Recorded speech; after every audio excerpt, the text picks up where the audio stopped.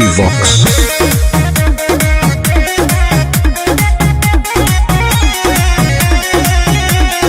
कले बुबिया है असलगन में अपने तू रहबू मगन में कले बुबिया है असलगन में अपने तू रहबू मगन में हम कैसे हम कैसे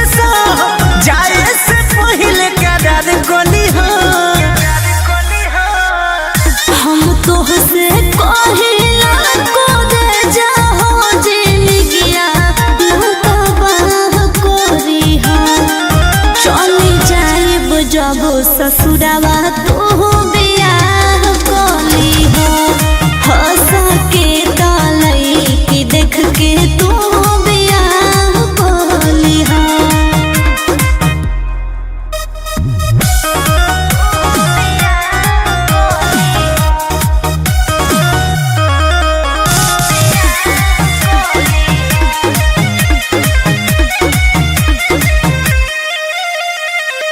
जनते पानी रोवाला से ना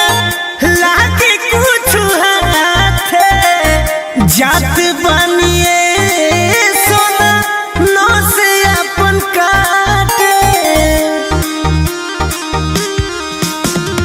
ऐसन करी हो जानी कहना ए सोनावा हाल चाल लेवे खातिर करत हम रहम फोनावा पहिले यागा देवे से दागा पहिले तू लगा रह कोली हो हम तोहसे कहिला को दे जाहो जिंदगिया लहकाबाह कोरी हा चली जाइब जब ससुरावा तू बियाह कोली हो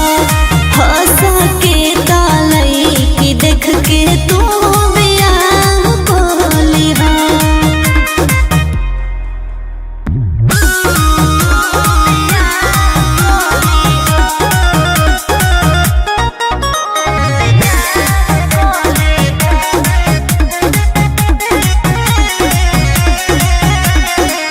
शादी में बुलावा तारू ए सोनयाई एक हल से लोर पोछब एक हल से खाई तजादी देखी हो तू पगली के दुहावा हो कुछु करी हो ना बाबाल सोनो उहावा हो धक धड़कन के दुल्हन बन के हमरा ओरी एक बेबाह गली हो हम तोहसे कहिला को दे जाहो जिंदगिया